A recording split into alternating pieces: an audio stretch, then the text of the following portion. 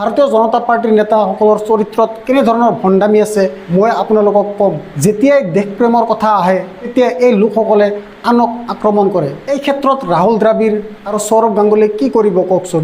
যদি মই জানো যে শচীন তেণ্ডুলকাৰ দীৰ্ঘদিন ধৰি এই চৰকাৰৰ অপপ্ৰচাৰৰ যন্ত্ৰৰ অংগ হৈ আহিছে, কিন্তু তেওঁৰ দুখ কি মোক কওক। এই সাংবাদিকজনে নিজৰ অনুষ্ঠানত জয় শ্বাহৰ নাম ল'বলৈ সাহস হ'বনে?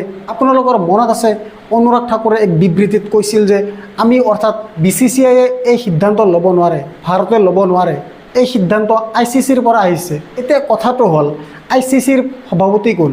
ICCৰ সভাপতি এই ব্যক্তি জয় শ্বাহ, যি দেশৰ গৃহমন্ত্ৰী অমিত শ্বাহৰ পুত্ৰ। এতিয়াও আজে বাজে যুক্তি দি আছে ভাৰতীয় জনতা পাৰ্টিৰ নেতাসকলে। গুডি মিডিয়াৰ এই মূৰ্খ সাংবাদিকজনক সুধিব বিচাৰিছোঁ যে জয় শ্বাহৰ নাম ল'বলৈ আপোনাৰ সাহস আছে নেকি? এই ব্যক্তিজনে মানসিক ভাৰসাম্য হেৰুৱাই পেলাইছে। সুশান্ত সিং ৰাজপুতৰ সময়ত তেওঁৰ সাংবাদিকতা আমি দেখিছিলোঁ কেনেকৈ চিঞৰি আছিল যে মোক ড্ৰাগছ দিয়ক, মোক ড্ৰাগছ দিয়ক। এতিয়া তেওঁ ইয়াত কাক আক্ৰমণ কৰি আছে? শচীন তেণ্ডুলকাৰ, সৌৰভ গাংগুলী, ৰাহুল দ্ৰাবিড়। তেওঁলোকৰ দুখ কি?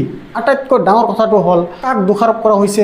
BCCI আৰু সনি টিভি। আৰে ভাই, যদি সনি টিভিয়ে কণ্ট্ৰেক্ট পায় তেন্তে মেচখন দেখাবই লাগিব।